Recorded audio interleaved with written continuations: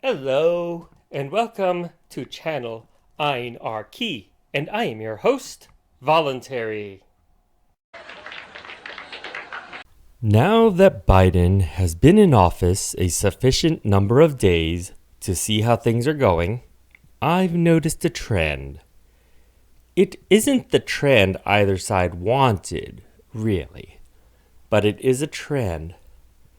The trend is that the Democrats unleashed all sorts of forces in order to unseat Trump, and those forces won't go away now that Trump is gone. First of all is the COVID overreaction. Yes, COVID actually exists. The problem isn't COVID. The problem is how governors overreacted to COVID and enacted dictatorial shutdowns in the name of fighting COVID. Of course, they said this was to fight COVID. In politics, you always have two motives: the one you speak about publicly and your actual motive. There is a significant likelihood that the actual motive was to create panic, to unseat Trump, or to depress the economy in order to unseat Trump. The problem is, politicians like power. Even if they had intentions to lift the lockdown orders once Trump was gone, they didn't want to give up the power they were exercising. Politicians live for gathering more power and need to be forced to give it up. The lockdowns, ultimate expressions of the power of the governors, have continued after they were supposed to end. Moreover, the economic downturn triggered by the lockdowns has also continued unabated. Recession, maybe even depression, is the next Genie. If you destroy the economy in order to hurt Trump, when you are done, you are left with a destroyed economy.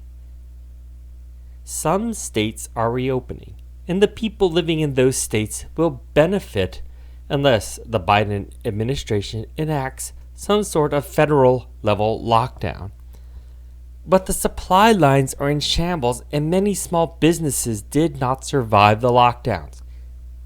You can't just turn off an economy and turn it back on. You can't just turn off a recession. Even if you end all the shutdowns right now, it will take time to recover. Then there's Antifa. I just watched another video by Tim Pool talking about Antifa in Portland trying to set fire to the federal courthouse again. Antifa was encouraged by the Democrats and protected by the Democrats. We were told that they are not an organization but just an idea. We were told the protests were peaceful, with fires going on in the background of the news coverage. Biden is now in office, and the Democrats are discovering that Antifa has no love for the Democrats and have no intent to go home until called upon again. Instead, they're still protesting in Portland and have attempted to burn down the federal courthouse yet again. Didn't they know they were supposed to support Biden in spite of them explicitly saying they reject Biden? Speaking of protests, there is the now infamous Capitol protest. In terms of lives lost and cost of damage, it pales in comparison to the Antifa activities of the summer of 2020. Still, it is considered worse by many. Why is it worse? Because they invaded the Capitol building. If I were to let involuntary take any of the time that I am using in this video, he would no doubt explain how the Capitol building is much more important than any mere store getting looted and burned down.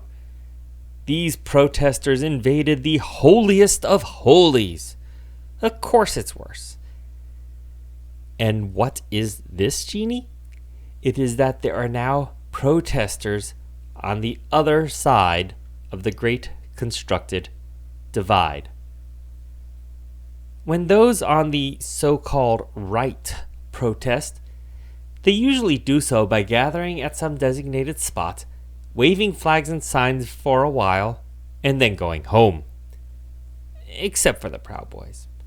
They do the exact same thing, but they also hope Antifa shows up and attacks them so they'll have an excuse to defend themselves. But if Antifa doesn't show up, they gather at some designated spot, wave flags and signs for a while, and then go to a bar to drink, and then go home. This was tepid compared to what Antifa does.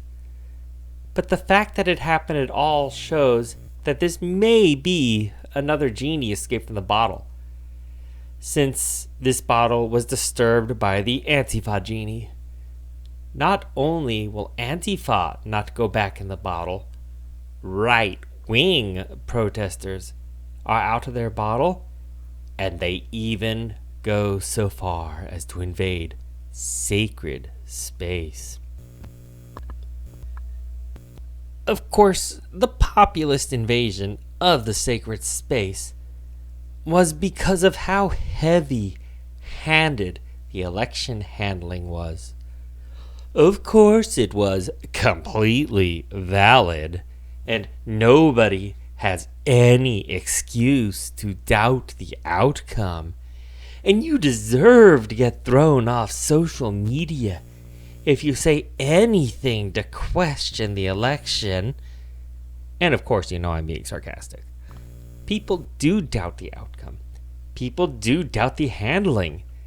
There exists a significant portion of the population that seriously doubts if the election was fair and proper, and seriously thinks there was fraud. They really do believe that.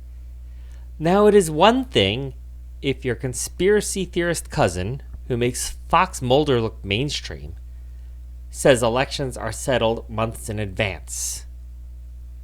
He's thought that about every election for the last 2 decades and thinks the Illuminati are watching his every move because he is just that one more angry internet screed away from exposing them. But the sweet old lady next door, who keeps her lawn neat and has a silly little dog who barks and thinks he's tough until you give him a dog biscuit, when that lady thinks the election was crooked, you know it's pretty bad. How can trust in the electoral system be restored? And how can H.R. 1 possibly do anything to restore trust? Passing H.R. 1 is more akin to smashing the bottle and saying the genie never existed. Oh, but don't say the genie existed, or the social media gods will strike you down. Still, even assuming that everything was completely above board, it doesn't look above board. The phrase, the appearance of impropriety, is at work here. And there is doubt in our election system now whether or not it is warranted. And that's a lot of genies. Trump's election in 2016 pissed off a lot of political insiders. Their position is that the highest office in the land should never go to an outsider. Still, getting so upset at Trump that you elect Hitler with Alzheimer's and his Reich as a response? That seems a bit extreme to me. Thank you for watching. We're now in the double digits for subscribers, and hopefully we will only keep growing. So please like, share, comment, and subscribe to help my channel grow.